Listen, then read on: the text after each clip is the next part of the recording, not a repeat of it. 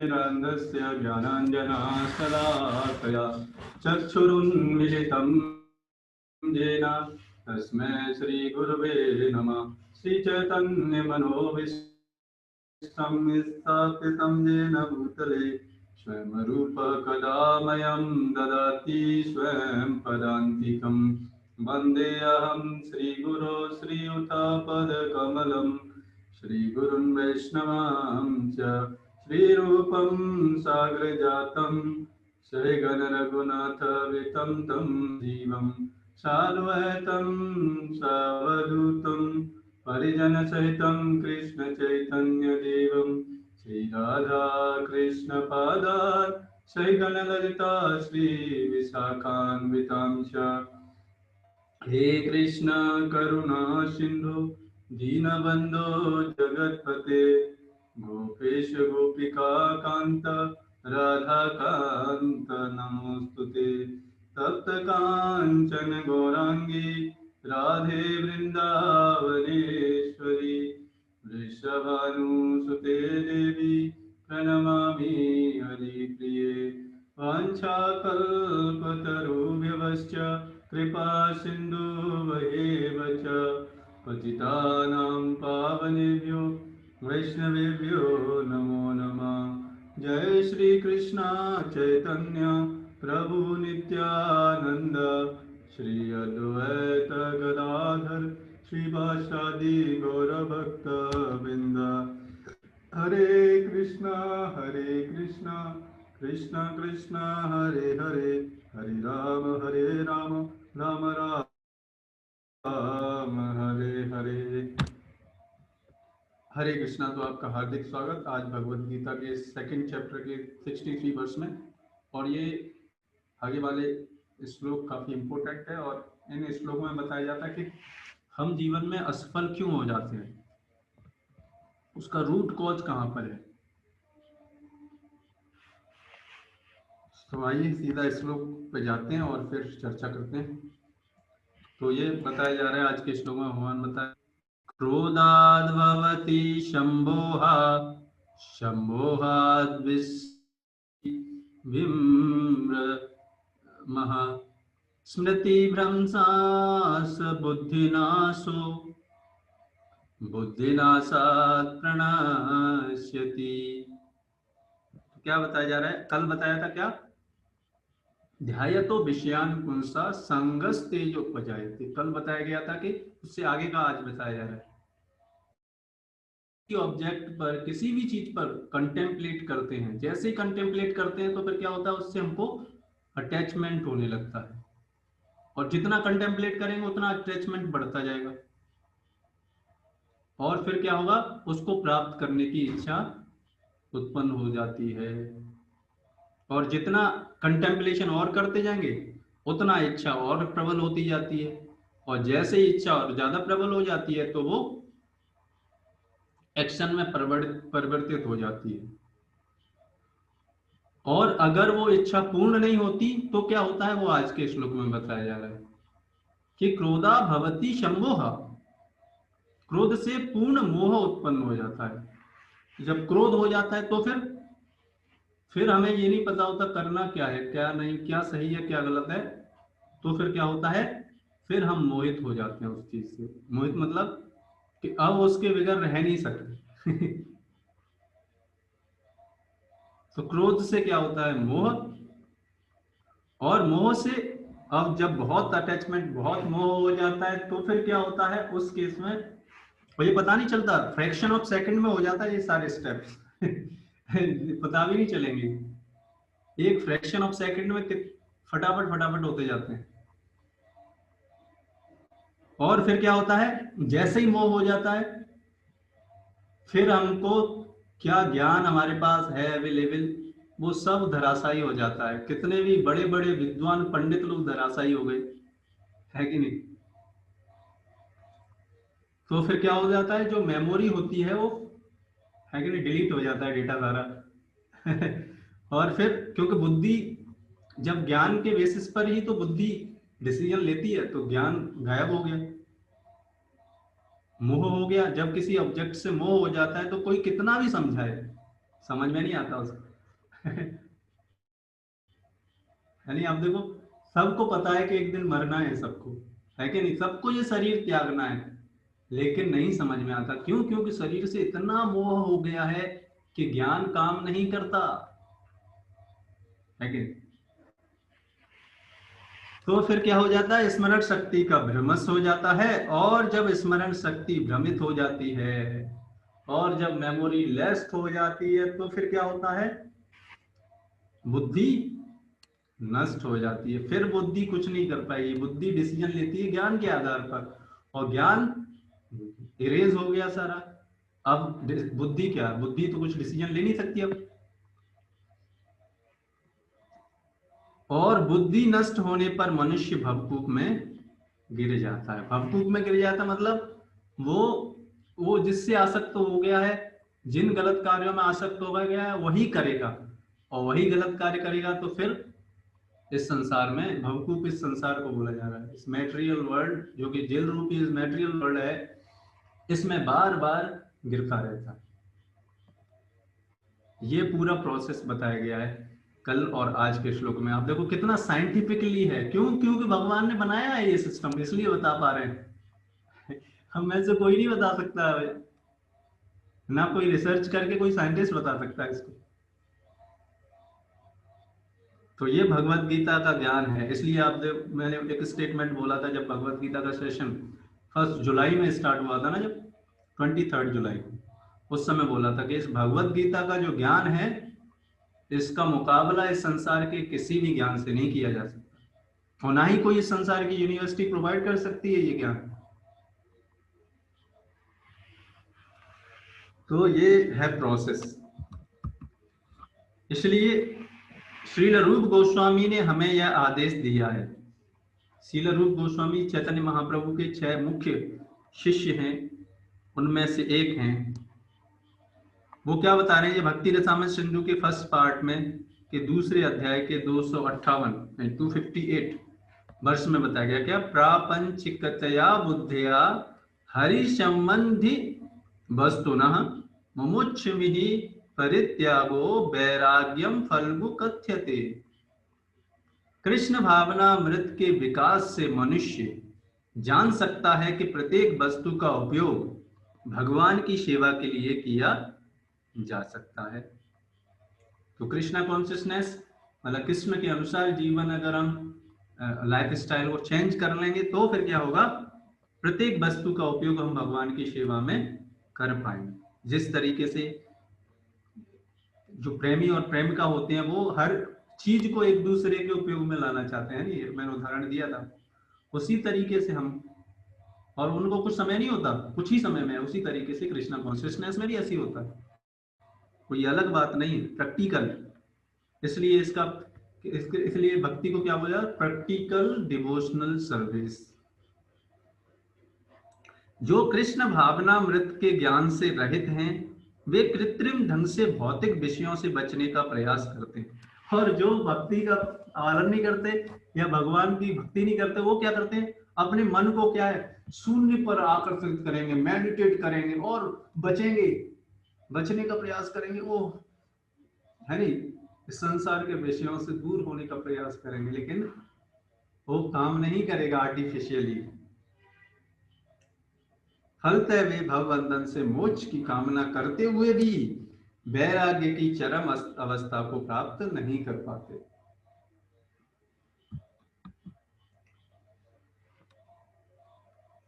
उनका तथाकथित वैराग्य फल्गु अर्थात गॉड कहलाता है। फल्गु वैराग्य उसको बोलते हैं जो कि केवल बाहर का दिखावे के लिए वो वैराग्य करता है, अंदर उसके मन में सब इंद्रिय भोग चल रहा है, मतलब बाहर लोगों को दिखाने के लिए वो कर रहा है सब कुछ, लेकिन अकेले में सब कुछ तोड़ रहा है, सारे नियम तोड़ रहा है। उसको क्या बोलते हैं, फल्गु वैराग्य। फल्गु कहां से आया है, मतलब झूठा वैराग्य। जो एक नदी है ना, फल्गु नदी है गया में एक वो उसमें पानी नहीं रहता, इसलिए क्या बोले जाते उसको फल्गु, मतलब झूठ मूठ का है। ऐसे ही कभी कभी जब बरसात होता है तो पानी आता है, सूख जाती है, इसलिए उसको फल्गु नदी बोलते हैं। तो उसी तरीके से झूठे व्यक्ति इस तरीके के होते हैं जो दिखावा तो करते हैं कि हम बड़े बड़े भक्त हैं, लेकिन अंदर ही अंदर क्या है, सारे नियमों को तोड़ते रहते हैं। इसके विपरीत कृष्ण भावना भावित व्यक्ति जानता है कि प्रत्येक वस्तु का उपयोग भगवान की सेवा में किस प्रकार किया जाए। लेकिन भगवान का भक्त एक्सपर्ट हो गया है। वो एक्सपर्ट क्या होगा, जो कुछ भी दिखेगा उसे भगवान की सेवा में लगाने का प्रयास। फूल दिखेंगे तो भगवान की सेवा के लिए फूल लाएगा, मतलब रास्ते में कुछ भी दिख जाएगा वो भगवान की सेवा में लगा दे। तो वह भौतिक चेतना का, ऐसा व्यक्ति कभी भौतिक चेतना का शिकार नहीं हो सकता, क्योंकि जो कुछ भी दिखाई देगा उसको वो किसकी सेवा में लगेगा, भगवान की सेवा में। और भौतिक व्याधि व्यक्ति को क्या दिखाई देगा, जो कुछ भी दिखाई देगा वो अपनी के लिए बस इतना अंतर है, आप देखो। इसलिए आप देखेंगे भक्त भी वही कार्य कर रहे हैं, भौतिकवादी व्यक्ति भी वही कार्य कर रहा है, केवल सेंटर पॉइंट अलग अलग है बस। इसलिए चैतन्य चरितामृत में क्या डेफिनेशन दी गई, आत्मेंद्रिय प्रीति वंचा तारे भले काम, कृष्णेन्द्रिय प्रीति वांछा तारे भले प्रेम। ये डेफिनेशन है काम और प्रेम की। भगवान की इंद्रियों को तुष्ट करने की इच्छाओं को क्या बोलते हैं हम, प्रेम बोलते हैं। और अब उसी के विपरीत अगर हम अपनी इंद्रियों को तुष्ट करने के लिए सारे ऑब्जेक्ट लगाएंगे तो उसको काम बोलते हैं। उदाहरणार्थ निर्विशेषवादी, अब उन लोगों के लिए बता रहे जो भगवान के स्वरूप को नहीं मानते, उनके बारे में बताया जा रहा है कि वो कैसे आर्टिफिशियली तरीके से करते हैं और वो ज्यादा दिनों तक रह नहीं पाते। निर्विशेषवादी के अनुसार भगवान निराकार होने के कारण भोजन नहीं कर सकते, अतः वह अच्छे खाद्यों से बचता रहता है। किंतु भक्त जानता है कि कृष्ण परम भोक्ता है। इनका अधूरा ज्ञान है, उन्हें पता नहीं भगवान कृष्ण जब वो हमको इंद्रियां प्रदान कर सकते हैं कि खुद की इंद्रियां नहीं हो सकती और भक्ति पूर्वक उन पर जो भी भेंट चढ़ाई जाती है उसे वे खाते हैं। अतः भगवान को, अब देखो इतिहास भरा पड़ा है, भगवान क्या नहीं खाते, नहीं सब कुछ करते हैं, उनका स्वरूप है। अतः भगवान को अच्छा भोजन चढ़ाने के बाद भक्त प्रसाद ग्रहण करता है और वो प्रसाद ग्रहण करने से उसकी इंद्रियां प्यूरिफाई होती हैं और ज्यादा आनंद भक्ति में है। ये जो शुष्क वैराग्य जो करते हैं निर्विशेषवादी, ये इनको आनंद की प्राप्ति नहीं होती, इसलिए तो फिर बाद में फिर क्या करते हैं, विभिन्न विभिन्न प्रकार, फिर पॉलिटिक्स में जाएंगे, इधर जाएंगे उधर जाएंगे, क्योंकि आनंद नहीं मिल रहा उनको भक्ति और भक्तों को आनंद मिलता है भगवान की सेवा में। इस प्रकार हर वस्तु प्राणवान हो जाती है और अधः पतन का कोई संकट नहीं रहता। भक्त कृष्ण भावना अमृत में रहकर प्रसाद ग्रहण करता है। अब देखो भक्त भगवान को जो भी चढ़ता है खूब खाते हैं भक्त, जबकि अभक्त इसे पदार्थ के रूप में तिरस्कार कर देता है। अतः निर्विशेषवादी अपने कृत्रिम त्याग के कारण जीवन को भोग नहीं पाता और यही कारण है कि मन के थोड़े से विचलन से, और यही कारण क्या होता है, थोड़ा सा विचलन की वजह से भवकूप में पुनः गिर जाता है। जिस तरीके से विश्वामित्र मुनि है कि नहीं, इतने सालों तक तपस्या की, लेकिन जैसी मेनका आई, उर्वशी आई, तुरंत क्या हुआ, उनकी इंद्रियां विचलित हो गई। तो आर्टिफिशियल तरीके से जो लोग प्रयास कर रहे हैं सक्सेसफुल नहीं हो पाएंगे। अतः कहा जाता है कि मुक्ति के स्तर तक पहुंच जाने पर भी ऐसा जीव नीचे गिर जाता है क्योंकि उसे भक्ति का कोई आश्रय नहीं मिलता। तो जब तक व्यक्तियों को भक्ति का आश्रय नहीं मिलेगा, है कि जब तक इन इंद्रियों को प्रॉपर एंगेजमेंट नहीं मिलेगा। अब आप देखो यही प्रोसेस आप भगवान के करस्पॉन्डिंग रखिए। ध्यायतो विषयान पुंसा, ध्यान करिए किनका, भगवान कृष्ण का। तो फिर क्या होगा, जितना ध्यान करेंगे भगवान का, जितना जप करेंगे हरे कृष्णा कृष्णा कृष्णा हरे हरे, हरे राम राम राम हरे हरे, है कि नहीं? साइंटिफिक प्रोसेस है। जिसका नाम ले रहे हैं वो ध्यान भी होगा, है कि नहीं? कंटेम्पलेट करेंगे, इसीलिए तो डेली बोला जाता है जप करो जप करो, है कि नहीं? कंटेम्पलेट करेंगे तो किसके बारे में सोचेंगे ना, किन के बारे में कर रहे हैं? भगवान कृष्ण के बारे में। जितना कंटेम्पलेशन करेंगे तो अटैचमेंट भगवान से होगा। ये तो और अच्छी बात है, अटैचमेंट ही तो होना है। अब देखो अटैचमेंट को रोक नहीं सकते, चाहे इस भौतिक संसार की वस्तुओं के प्रति अटैचमेंट कर लो, चाहे भगवान कृष्ण के साथ। तो वो अटैचमेंट फिर भगवान के साथ बढ़ेगा तो भगवान को सेवा करने की इच्छाएं भी बढ़ेंगी, है कि नहीं? और फिर क्या होगा, भगवत गीता पढ़ेंगे, ज्ञान मिलेगा और भगवान का प्रोटेक्शन कृपा मिलेगा। और क्या चाहिए? यही तो चाहिए हमको, है कि नहीं? तो ये एकदम साइंटिफिक प्रोसेस है जप करना, है कि नहीं? हम सोचते हैं अरे जप करने से क्या होगा, ऐसे बिल्कुल साइंटिफिक प्रोसेस बताई गई है शास्त्रों में।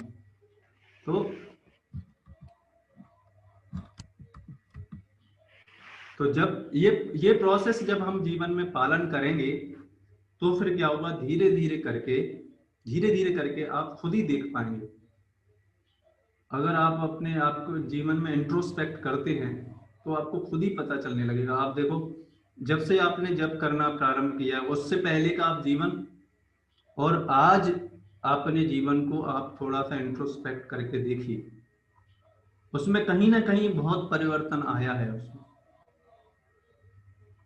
ऐसा हो ही नहीं सकता कि परिवर्तन नहीं हुआ हो, ऐसा हमारा मतलब प्रैक्टिकल अनुभव है हमारे जीवन में।